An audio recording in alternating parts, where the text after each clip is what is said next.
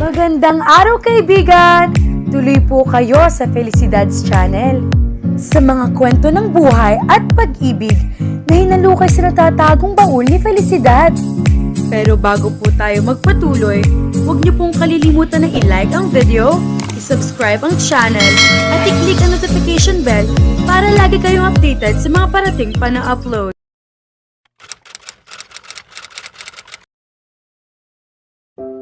Mababakas ang pagtataka sa mukha ng ina ni Paula nang makabalik siya sa bahay. Ano ba yung itsura mo, Paula? Bakit nagkalat ang makeup dyan sa mukha mo? Naisip niya na baka kumalat na ang maskara ng mukha niya dahil sa kakaiyak kanina nang makaalis siya sa bahay ni Gray. Hoy Ama Paula, bakit nga pala napauwi agad? Akala ko ba ay magkikita ka ng mga kaklase mo? Hindi na raw matutuloy, Nay. Saka mabilis na inilak ang pinto. Gusto niyang tawagan o i-text si Gray pero nagsermon agad ang isang bahagi ng isip niya.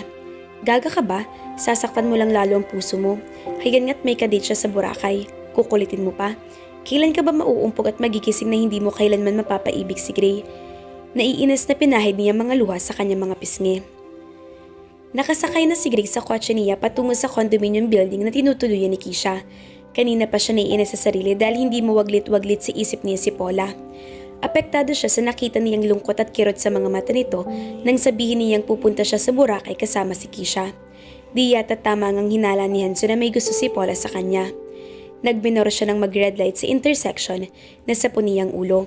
Paano kung tuluyan ang umiwas si Paula sa kanya, lalo pat hindi malayong isipin nito na seryoso siya kay Keisha. Bahagya siyang napaigtat nang marinig ang pag-iingay ng kanyang cellphone. Si Paula, may humaplos sa tuwa sa kanyang dibdib. Brod, nasan ka? Tanong ng kaibigan sa kabilang linya.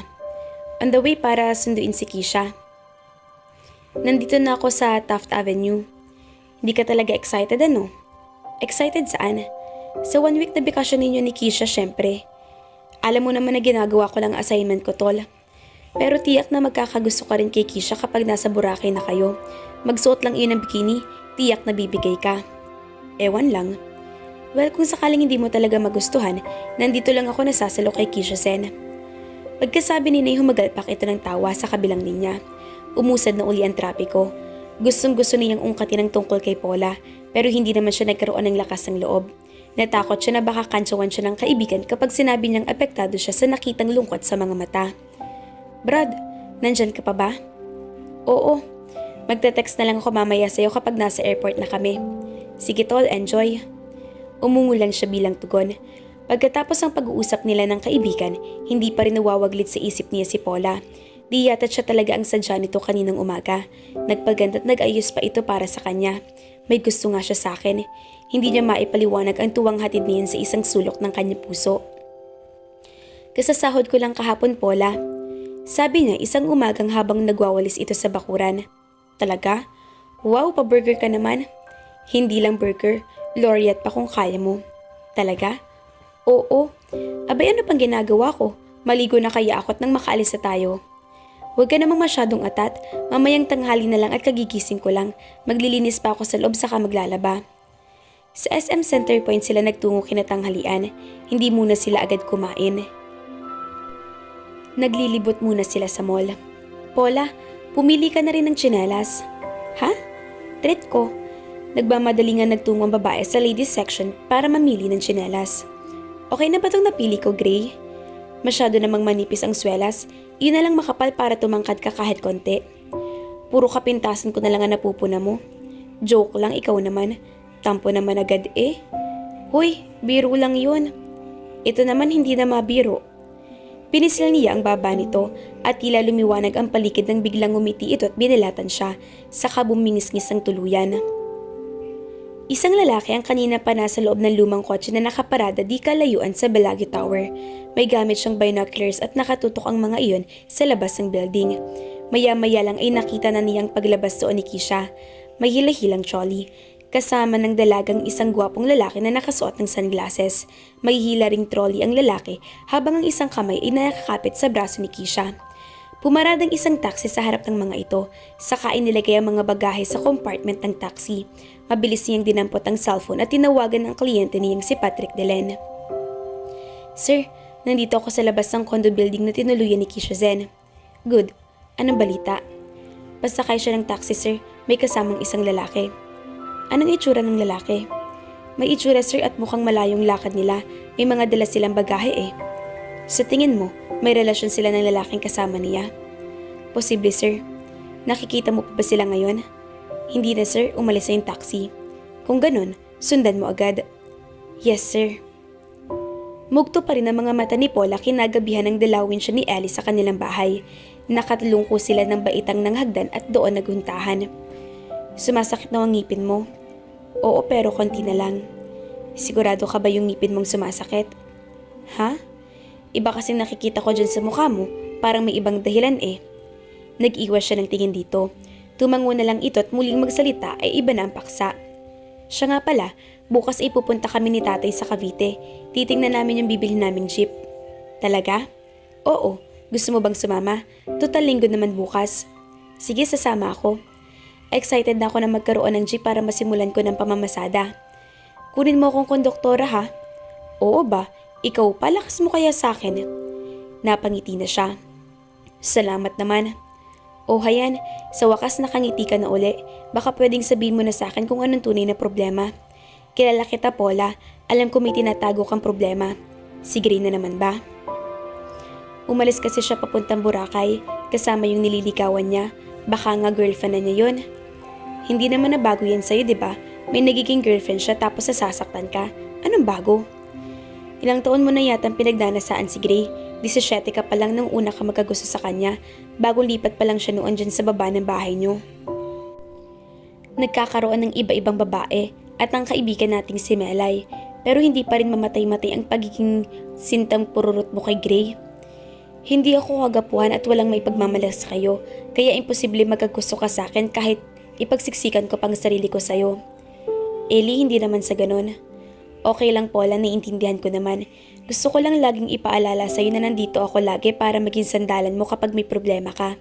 Di mo kailangan maglihim sa akin. Ako na lang ang natitira mong kaibigan mula nang iwan tayo ni Melay, di ba? Napatango siya.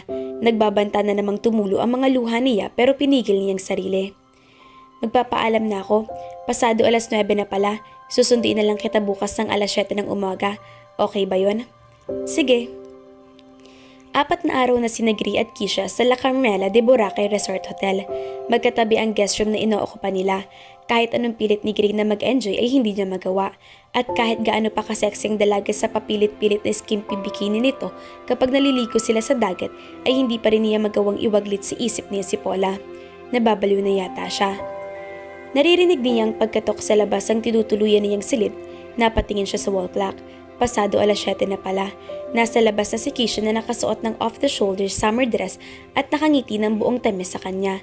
Pero agad na napalis ang ngiti nito nang makitang hindi pa siya nakabihis. I'm ready for dinner, Adele. Oh, sorry. Can you give me a few minutes to get dressed? Hindi mo ba ako papapasukin? Pwede naman ako maghintay sa loob eh. Nakakahiya naman yata sa'yo. Oh, come on, Adele. May hiyaan pa ba tayo? Naumid ang dila niya. At bago pa niya maibuka ang bibig ay umabante na ito palapit sa kanya. You know I like you. No, I think I've already fallen in love with you. Keisha? Kumapit ito sa batok niya at inilapit ang mga labi sa kanya. Maya-maya lang ay naramdaman na nila ang bahagyang umangat ng isang tuhod nito para ikiskis sa gitna ng kanyang mga hita. Lalaki lang siya para hindi maapektuhan sa ginawa nito. Napaungol siya at kinuymus ito ng halik, saka itinulak pa sarang pinto. Lalong naglambitin ang babae sa leeg niya at mas naging agresibo ang paghalik nito sa kanya. Parang tukso naman biglang naglaro sa imahinasyon niya ang mukha ni Paula at ang lungkot sa mga mata nito nang iwan siya sa bahay. Bigla siyang natauhan, saka mabilis na kinalas ang mga kamay ni Keisha na nakakapit sa kanyang batok at saka naglagay ng distansya sa pagitan nila. Don't you like me, Adele? I like you, Keisha. So much that I've gotta respect you. Hindi ko pwedeng gawin ng isang bagay na alam kong hindi pa pwede. Mas gusto kong mauna muna ang kasal bago ko may magitan sa pag-iitan nating dalawa. Ah, you got me there, Adele. Hintayin mo na lang ako rito at mag-shower lang ako. Okay. Umupo na ito sa sofa. Dumiretso na siya sa banyo. Habang nagsha-shower ay narinig niya na tila may kausap ito sa cellphone. Paglabas niya ng banyo ay may kausap pa rin ito. Tahimik lang siya habang nakaharap sa salamin at inaayos ang sarili. Maya-maya ay natapos ang pakikipag-usap. Dad ko? Sabi nito sa malungkot na tinig. What's wrong? Pinuntahan ng ex ko si Daddy. Parang ako raw ang pinanghihinalaan na nagchuchu sa raid ng pabrika ng boss niya. Boss Nino? Ni Patrick? Iyon sinasabi mong mayaman na boss niya kamo? Oo, kasi diba nabanggit ko nga sa'yo na may illegal business sila? Oo nga, ano ba yun? Hindi mo pa kasi nasasabi kung ano talaga yung illegal kamo na business nila. Saka na lang Adele, sa ngayon, medyo kabado ako kasi hinihingi raw ni Patrick ang number ko kay Daddy. Sabi ko kay Daddy ay wag na wag nang ibibigay. Dapat lang. Habang nagdi-dinner sila sa isang open-air restaurant, di kalayon sa kanilang hotel ay topic pa rin nilang ex-boyfriend nito na si Patrick Delen. Hindi pa rin naipagtatapat ni Kisha kung anong totoong business ng amo ng ex nito. Pero alam niyang hindi magtatagal ay mag-o-open up din ito sa kanya. Mabuti na lang at hindi natukso si Gray kay Kisha na isip pa rin niya si Paula. Mukha nagkagusto na din ang binata kay Paula. Abangan!